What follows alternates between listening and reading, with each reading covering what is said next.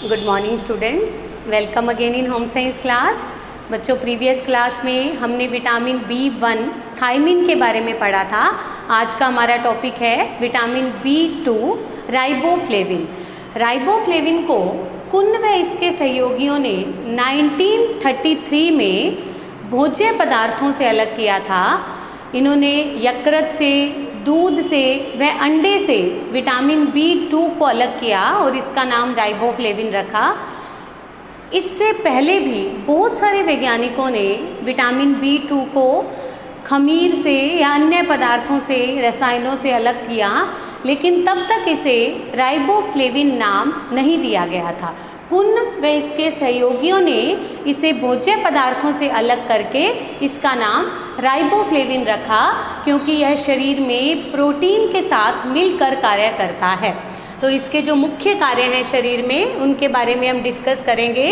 पहला कार्य है शारीरिक वृद्धि में सहायक। विटामिन B1 थायमिन की तरह राइबोफ्लेविन भी कोशिकाओं की वृद्धि और विकास के लिए आवश्यक है, क्योंकि राइबोफ्लेविन हमारे कार्बोहाइड्रेट, प्रोटीन व वसा के चयापचय के लिए अनिवार्य होता है। यह उनका चयापचय करता है, जिससे यह शारीरिक वृद्धि के लिए रिस्पॉन्सिबल रहता है। इसके अभाव में कोशिकाओं का वृद्धि विकास पूर्ण रूप से नहीं हो पाता है, जिससे इसका असर शरीर की वृद्धि पर पड़ता है। तो थायमिन की तरह इसका भी मुख्य कार्य शरीर की वृद्धि व विकास करना है। नेक्स्ट आ जाता है कोशिकाओं के श्वसन में सहायक। कोशिकाओं के श्वसन के लिए, कोशिकाओं में ऑक्सीकरण की प्रक्रिया के लिए यह फास्फोरिक अम्ल व प्रोटीन के साथ मिलकर कोएंजाइम के रूप में तैयार हो जाता है। राइबोफ्लेविन हमारे शरीर में स्वतंत्र रूप में बहुत ही कम मात्रा में पाया जाता है, और जितनी मात्रा में पाया जाता है वह भी मूत्र के द्वारा उत्सर्जित हो जाता है। राइबोफ्लेविन फास्फोरिक अम्ल और प्रोटीन के साथ मिलकर विभिन्न प्रकार के कोएंजाइम बनाता है, जो कि कोशिकाओं के श्वसन के लिए, उनमें ऑक्सीकरण की प्रक्रिया के लिए आवश्यक होते हैं। और यही कोएंजाइम वसा, प्रोटीन और कार्बोहाइड्रेट के चयापचय के लिए भी आवश्यक होते हैं। नेक्स्ट आता है त्वचा के स्वास्थ्य में।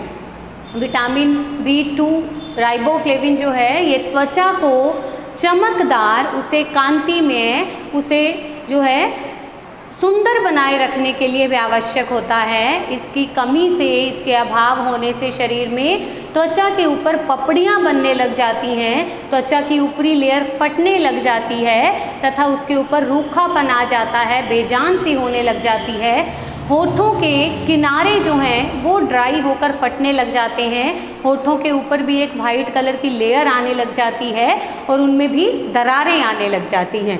तो राइबोफ्लेविन त्वचा को स्वस्थ बनाए रखने के लिए भी आवश्यक है। नेक्स्ट आता है हार्मोन्स के नियंत्रण व नियमन में। कार्बोहाइड्रेट के चयापचय के लिए बहुत सारे हार्मोन की आवश्यकता होती है। उन सभी हार्मोन्स का नियंत्रण व नियमन भी राइबोफ्लेविन के द्वारा होता है। राइबोफ्लेविन का अगर अभाव रहता है शरीर में, तो कार्बोहाइड्रेट का चयापचय प्रॉपर तरीके से नहीं हो पाता है। इवन इंसुलिन नामक जो हार्मोन है, जो हमारी ग्लूकोज को ग्लाइकोजन में परिवर्तित करता है, उसको एक्टिवेट करने के लिए भी, उसको जो है कार्य करने के लिए, तैयार करने के लिए भी राइबोफ्लेविन की आवश्यकता होती है। तो यह विभिन्न प्रकार के हार्मोन्स पर भी नियंत्रण करता है और उनका नियमन करता है। नेक्स्ट आता है दृष्टि नाड़ी के उद्दीपन के लिए।